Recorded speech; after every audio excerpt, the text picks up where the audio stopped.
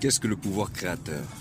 Quelque chose dont on est doté à chaque instant, par chaque pensée, par chaque émotion, par chaque action, par chaque parole.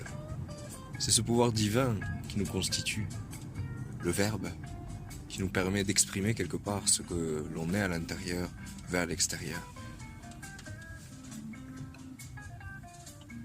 Une correspondance entre l'intérieur et l'extérieur permet une transparence et un alignement total avec les plans de l'univers. Lorsqu'on lâche prise et qu'on laisse tout simplement le scénario se dérouler, on sait exactement quelle place occuper. On sait exactement qui on est, on sait exactement comment agir. La réflexion trop poussée crée parfois des espèces de brouillards énergétiques où on pourrait dire des choses qui nous éloignent de notre nature véritable. Nos doutes, nos peurs, la déformation de la réalité, les interprétations qu'on a face à certaines choses, nos réactions.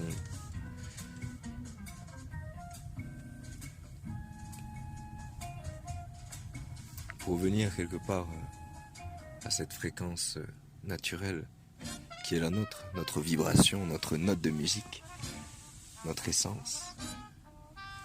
C'est commencer par s'écouter, commencer à savoir qui on est, commencer à savoir ce qu'on veut, commencer à savoir ce qu'on vaut, savoir s'estimer, savoir se montrer comme on est, savoir sourire à la vie et accepter qu'elle nous sourisse aussi. C'est commencer à voir les choses autrement et se rappeler qui on est. Après tout, si cette expérience est notre propre choix, pourquoi ne pas en faire quelque chose de magnifique, fleuri, joli, plein de paix, d'amour, d'espoir.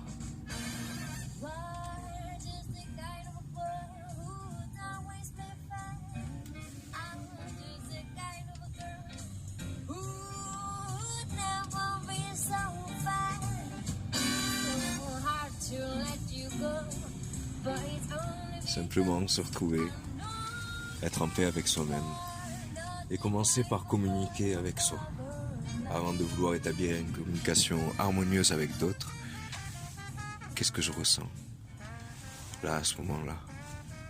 À quoi ça me renvoie? Ok, cette pensée me parasite depuis des jours.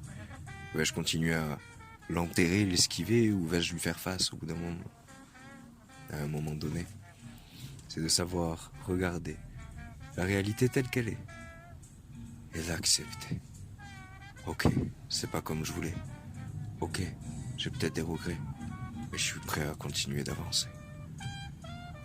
Et si je me suis déjà trompé, ben la prochaine fois, je saurai discerner, faire des choix meilleurs. Après tout, le bonheur, c'est un choix. Peu importe ce que l'on vit à l'extérieur, le bonheur est un choix. Beaucoup dans la maladie restent heureux, beaucoup dans la richesse sont malheureux, beaucoup dans la pauvreté jouent avec pas grand-chose et remercient pour ce que le ciel leur donne à chaque instant. D'autres remercient pour la pluie, pour le soleil, pour les fruits, les légumes.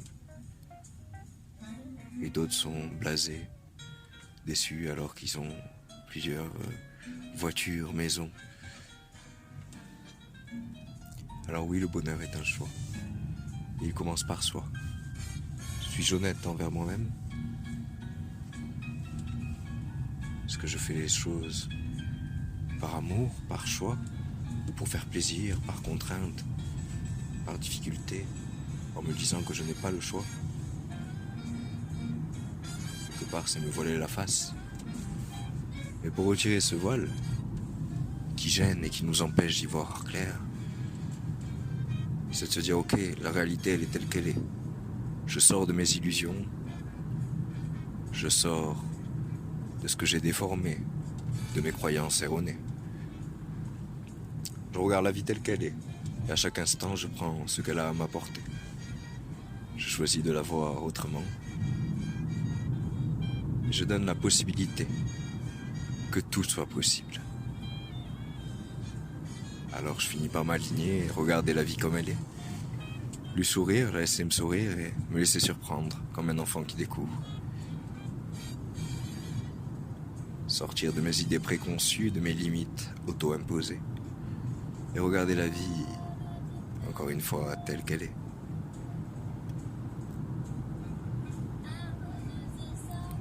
Même si je ne comprends pas tout, peut-être que tout a un sens qui me dépasse.